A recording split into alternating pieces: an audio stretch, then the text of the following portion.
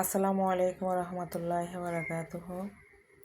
তো অবশেষে আমরা গ্রামের বাড়ি থেকে চলে যাচ্ছি, দেখতেছেন। তো বন্ধুরা বান্ধবীরা আপনারা সবাই কেমন আছেন? আলহামদুলিল্লাহ আমি ভালো আছি। তবে যে বাড়ি থেকে চলে যাচ্ছি এই জন্য আসলে মনটা খারাপ। আমার বাড়ি ছেড়ে যাইতে ইচ্ছে করে না। আমার বাড়িঘর রেখে আমি চলে যাচ্ছি শুধুমাত্র আমার ছেলেটার জন্য। কিন্তু আসলে ওই ছেলেটাও বুঝে না। ওর পড়ালেখার জন্য আমি ওইখানে পড়ে আছি, কিন্তু আসলে পড়ালেখার জন্য অনেক বকাবকি করতে হয়, চিল্লাবিল্লা করতে হয়। জানি না আল্লাহ কী করে, দেখা যাক। ইনশাআল্লাহ আল্লাহর উপরে ভরসা রাখছি, কারণ আমার তো আর কিছু নাই। ওরে নিয়ে আমার ভবিষ্যৎ, ওরে নিয়ে আমার সব কিছু। আমার দুটো ছেলে মেয়ে আছে, এইটুকু। তো অবশেষে আমি চলে আসলাম বাসায়। কিন্তু আসছি আমাদের এই ফাকনা দুটা বুড়িরে অনেক মিস করতেছি।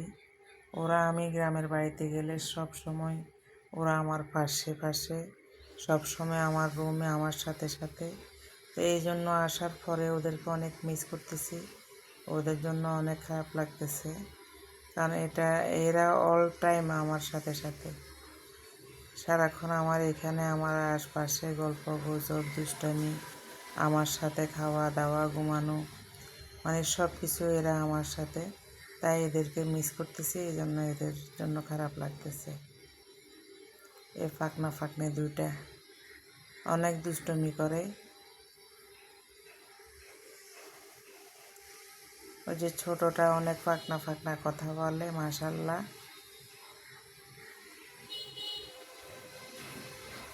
এখন নাকি অসুস্থ হয়ে গেছে। আজকে ফোন দিছিল, শুনছিলেন ও মার কাছে জ্বর উঠছে।